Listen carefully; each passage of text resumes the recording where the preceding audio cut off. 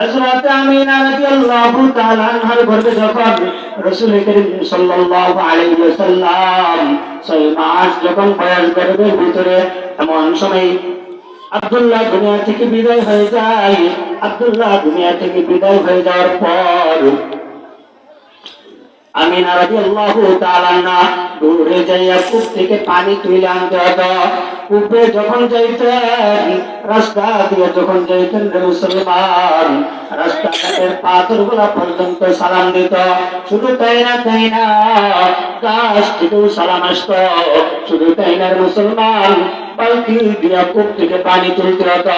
হযরত আমিনা রাদিয়াল্লাহু তাআলা আনহা যখন কূপের ভিতরে যাইতেন, কূপের ভিতরে যাওয়ার সাথে সাথেই ওই নিচের পানি একেবারে উপরে চলে আসতো। বরকত একটাই, রহমত একটাই, কারণ পেটের ভিতরে সরকার দু আলম নবী জনাবে মুহাম্মদুর রাসূলুল্লাহ সাল্লাল্লাহু আলাইহি ওয়াসাল্লাম পেটের ভিতরে থাকার কারণে ওই দিক দিয়ে পানিগুলো উপরে চলে আসতেন। মুসলমান হযরত আমিনা রাদিয়াল্লাহু তাআলা নাকি অন্যান্য মহিলারা ডাক দিয়ে বলতো, হে আমিনা, এখানে একটু দাঁড়ায় থাকো, এখান থেকে যাও না। কেন তুমি যতক্ষণ পর্যন্ত এখানে দাঁড়ায় থাকবা, এতক্ষণ পর্যন্ত কূপের পানি উপরে থাকবে। নিচ থেকে বালতি দিয়ে পানি তুলতে আমাদের অনেক কষ্ট হয়ে যায়। না, তুমি দাঁড়ায় থাকো, লাগে তোমার পানিটা আমরা প্রত্যেকে মিলিয়া তোমার বাসা পর্যন্ত নিয়ে যাব। মুসলমান রাসূল করিম সাল্লাল্লাহু আলাইহি ওয়াসাল্লামের দাদার কাছে একদিন বিচার আসলো। রাসূল করিম সাল্লাল্লাহু আলাইহি ওয়াসাল্লামের দাদা আব্দুল মুত্তালিব যখন রাস্তা দিয়ে হাঁটে, এমন সময় অনেক মানুষের বিচার দিতে, আব্দুল মুত্তালিব, আপনার সন্তান আব্দুল্লাহ অনেকদিন দুনিয়া থেকে বিদায় হয়েছে, কিন্তু আপনার পুত্রবধূ যখন রাস্তা দিয়ে যায়, এত সুন্দর দামি আতর কেন ব্যবহার করে? কারণ সে তো একজন বিধবা, কেন এত দামি আতর ব্যবহার করে? কারণ আপনি মক্কার জমিনে অনেক সম্মানিত মানুষ, আমরা কিছু বলতে পারি না। আপনি যদি একটু কিছু বলতেন।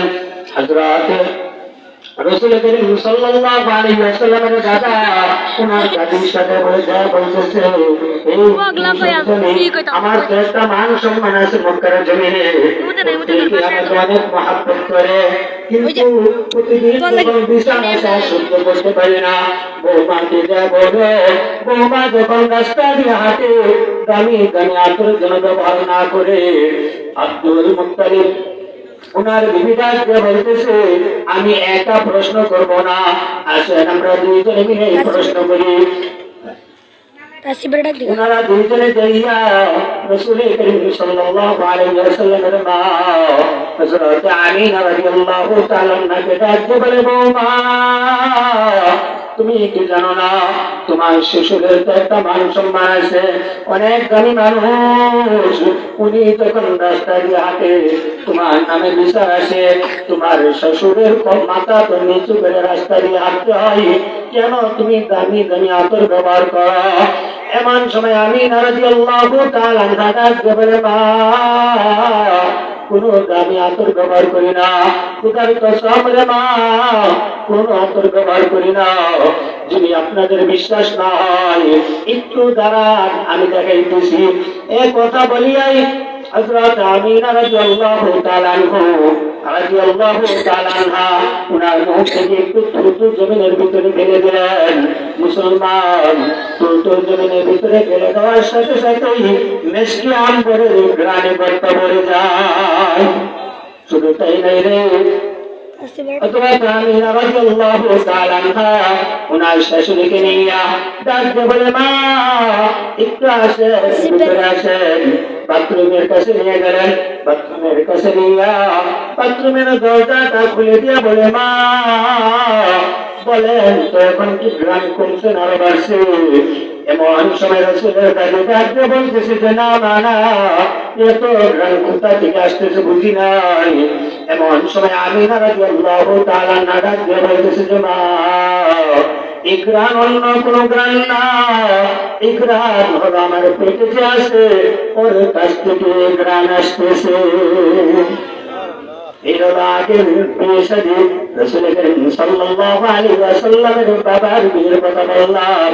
আরে যে কথা বলতেছিলাম, ওই যুবক যখন বারবার প্রস্তাব দেয় মেয়ে মানে না, একদিন দিন তারিখ ঠিক করিয়া চলে গেল তাদের বাসায়। যুবক ছেলে চিন্তা হযরত আমিনা রাদিয়াল্লাহু তাআলা আনহার ঘরে যখন রাসূল করিম সাল্লাল্লাহু আলাইহি ওয়াসাল্লাম 6 মাস যখন বয়স গর্ভের ভিতরে, এমন সময় আব্দুল্লাহ দুনিয়া থেকে বিদায় হয়ে যায়। আব্দুল্লাহ দুনিয়া থেকে বিদায় হয়ে যাওয়ার পর আমিনা রাদিয়াল্লাহু তাআলা আনহা দূরে যাইয়া কূপ থেকে পানি তুলে আনতে হতো।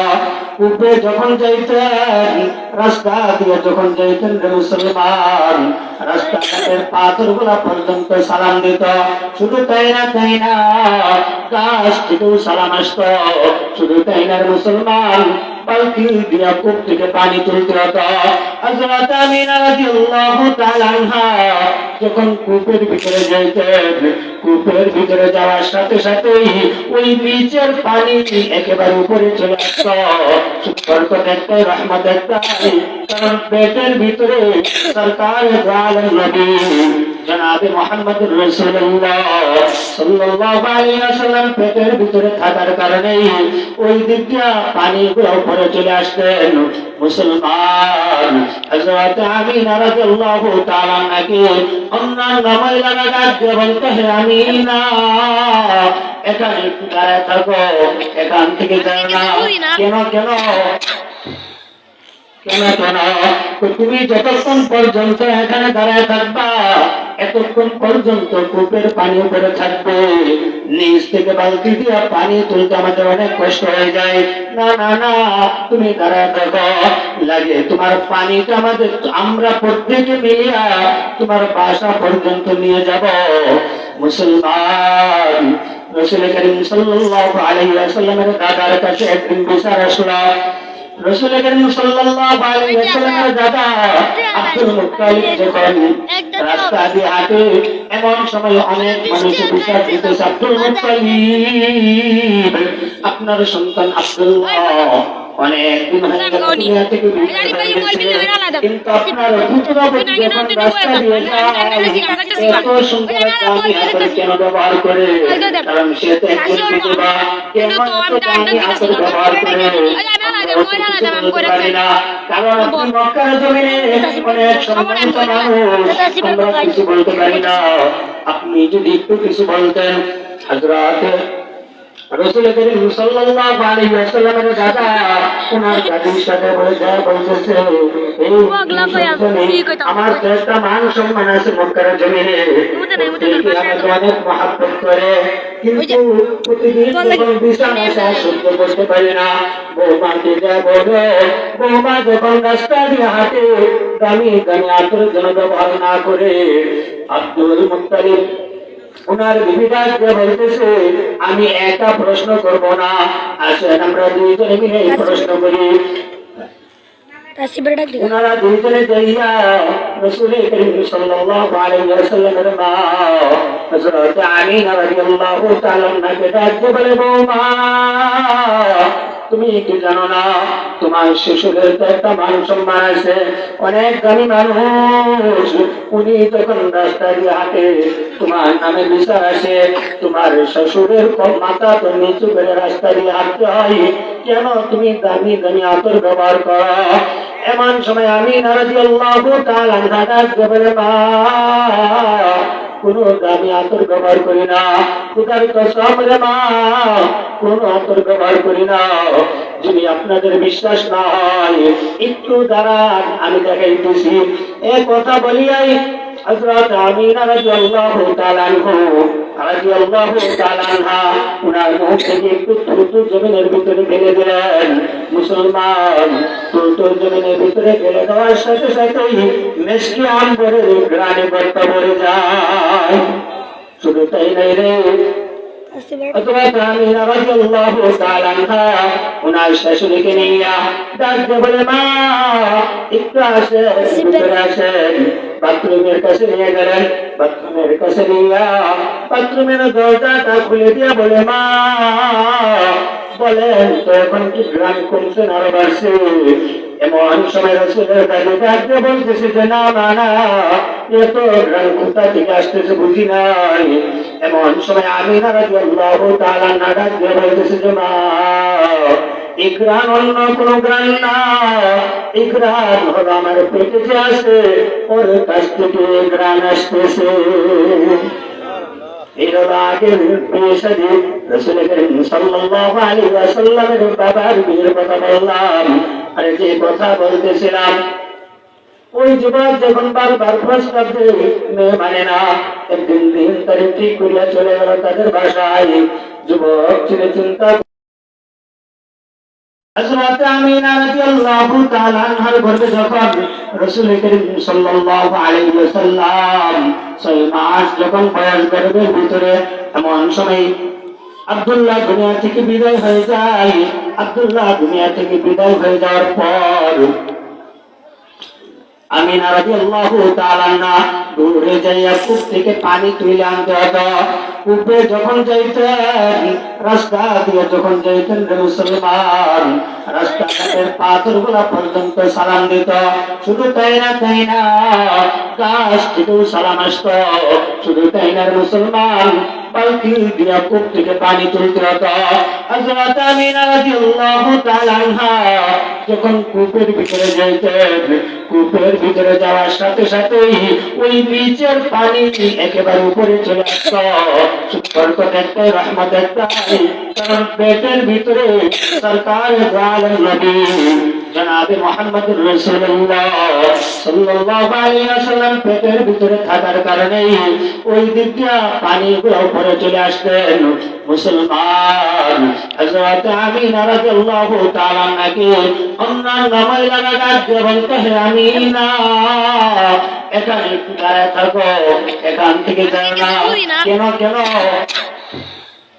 কেন কেন তুমি যতক্ষণ পর্যন্ত এখানে দাঁড়ায় থাকবা, এতক্ষণ পর্যন্ত কূপের পানি উপরে থাকবে। নিচ থেকে বালতি দিয়ে পানি তুলতে আমাদের অনেক কষ্ট হয়ে যায়।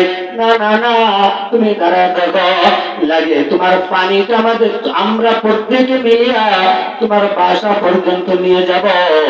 মুসলমান রাসূল করিম সাল্লাল্লাহু আলাইহি ওয়াসাল্লামের দাদার কাছে একদিন বিচার আসলো।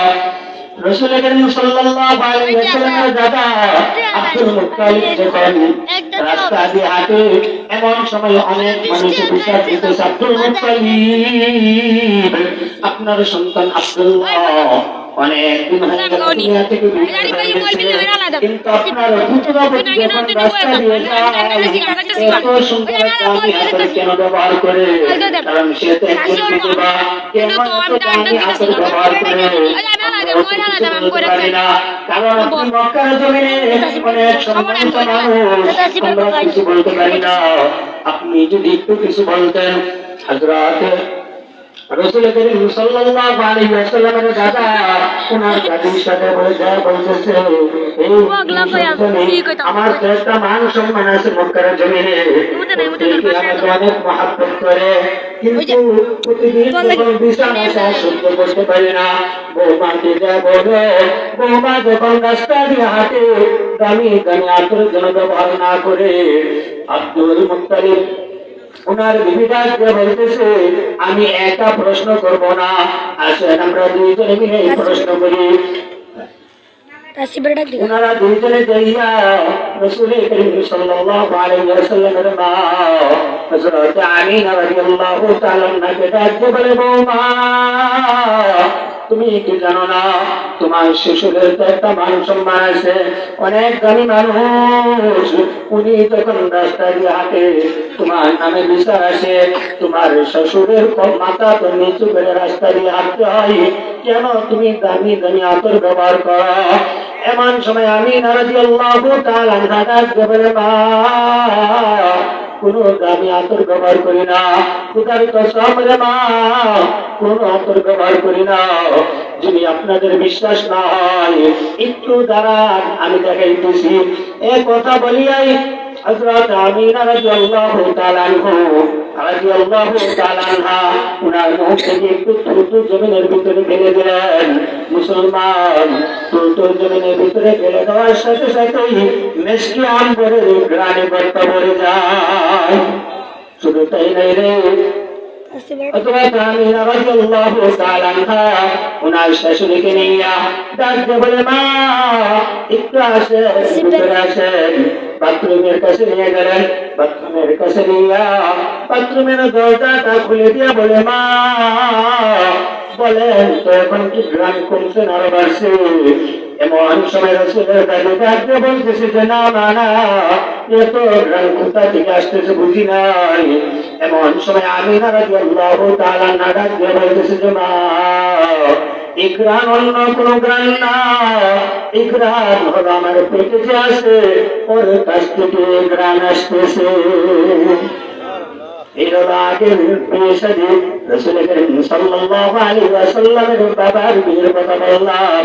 আর যে কথা বলতেছিলাম, ওই যুবক যখন বারবার প্রস্তাব দেয় মেয়ে মানে না, একদিন দিন তারিখ ঠিক করিয়া চলে গেল তাদের বাসায়। যুবক ছেলে চিন্তা